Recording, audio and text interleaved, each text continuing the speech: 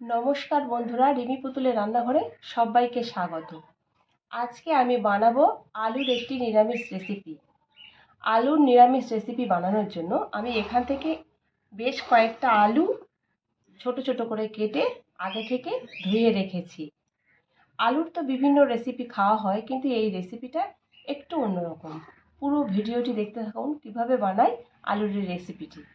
এখন আমি উনুনটা জ্বালিয়ে নেব। উনুন জ্বালিয়ে কড়াই বসিয়ে দিয়েছিলাম, আর কড়াইতে কিছুটা জল দিয়েছিলাম। জলটা একদম গরম হয়ে গেছে।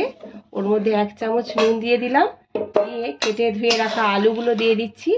এখন এই আলুটা 80% মতো সিদ্ধ করে নেব। আলুটা 80% মতো সিদ্ধ হয়ে গেছে। এখন এই আলু নামিয়ে নেব। এবারে একটা ভাজা মশলা করে নেব। আমি এখানে নিয়েছি শুকনো লঙ্কা 2টো, নিয়েছি 1 চামচ মৌরি, 1 চামচের একটু কম গোটা জিরে, আর নিয়েছি 1 চামচ মতো লাল সর্ষে। এই মশলাটা শুকনো কাঠখোলায় ভেজে নেব। ভাজা মশলাটা ঠান্ডা করে নিয়েছি, এখন এটা শিলনোড়ায় বেটে নেব।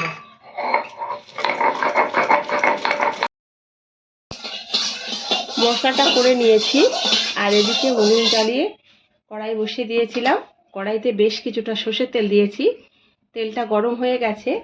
এখন এর মধ্যে ফোড়নের জন্য দিয়ে দিচ্ছি গোটা জিরে।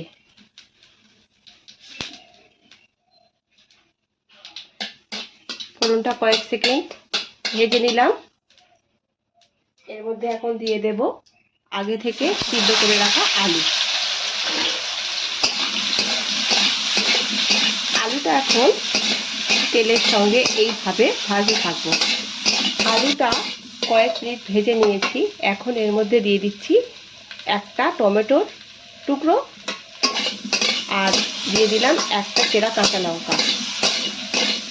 টমেটো কুচি দিয়ে কিছুক্ষণ ভেজে নিয়েছি। এখন দিয়ে দিচ্ছি হলুদের গুঁড়ো, দিয়ে দিচ্ছি নুন। নুনের পরিমাণ একটু কম দিচ্ছি, কারণ সিদ্ধর সময় আমি নুন দিয়েছিলাম। এখন এই রান্নাটা ঢাকা দিয়ে আমি 10 মিনিটের মতো করে নেব। যেহেতু আলুটা 80% সিদ্ধ হয়ে আছে, তবুও এটা ঢাকা দিয়ে 10 মিনিটের জন্য রান্নাটা করে নেব। 10 মিনিটের জন্য ঢাকা দিয়ে রান্নাটা করে নিয়েছি। এখন একটু নাড়াচাড়া করে ভেজে রাখা মশলাটা দিয়ে দিচ্ছি।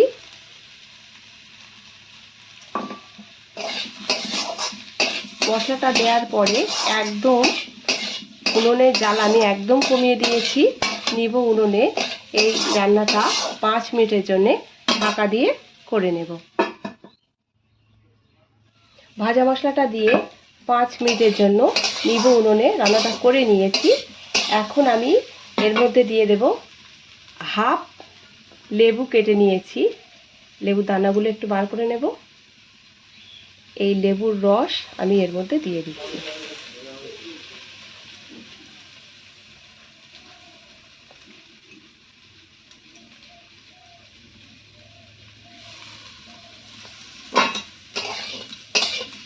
একটা দানা পড়েছে, দানাটা ফেলে দেব। রান্নাটা পুরোপুরি আমার রেডি হয়ে গেছে। এখন এটাকে নামিয়ে নেব। তো বন্ধুরা, তৈরি হয়ে গেছে আমার আজকের এই নিরামিষ আলুর রেসিপিটি। ভিডিওটি পুরো দেখার অনুরোধ রইল। আর যদি ভালো লেগে থাকে লাইক, শেয়ার, কমেন্ট করে জানাবেন।